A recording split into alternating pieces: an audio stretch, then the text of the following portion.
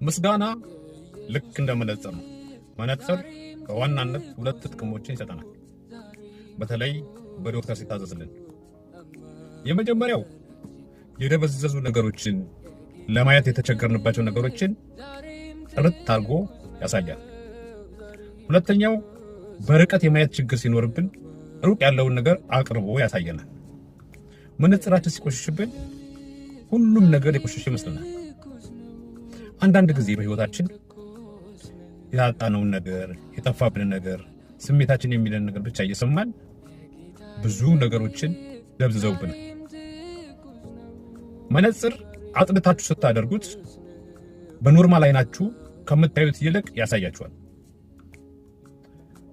ከዚህ የተነሳ ካለማየታችን የተነሳ ብዙ ሰው በዚህ ሰዓት በማጉረምረም ውስጥ አለ። የማጉረምረም ዋነኛ ምክንያቱ የማየት ችግር ነው። እግዚአብሔር ያደረገልንን ያለማየት ችግር፣ የውስጥ ጩኸትን የማስቀደም ችግር። ነገር ግን ያደረገልን ነገር ከቁጥር በላይ ሆኖ ሳለ ዙሪያችን በሙሉ በእግዚአብሔር ተአምር ተከበን ካለማየት ምክንያት በብዙ ማጉረምረም ውስጥ እንገኛለን።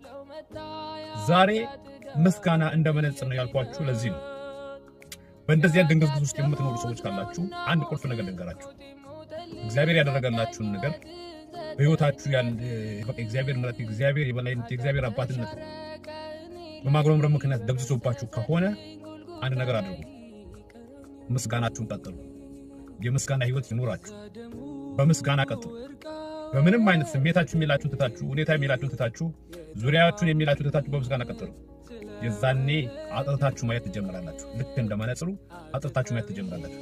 ከዛ በኋላ የእናንተ ህይወት ማጉረምረም ፈልጋችሁ አታገኙት። ለምን ሲባል በምስጋና ውስጥ የእግዚአብሔር የማዳን እጅ በዛ አለ። ጨረስኩ። ወዳችኋለሁ። ሻሎም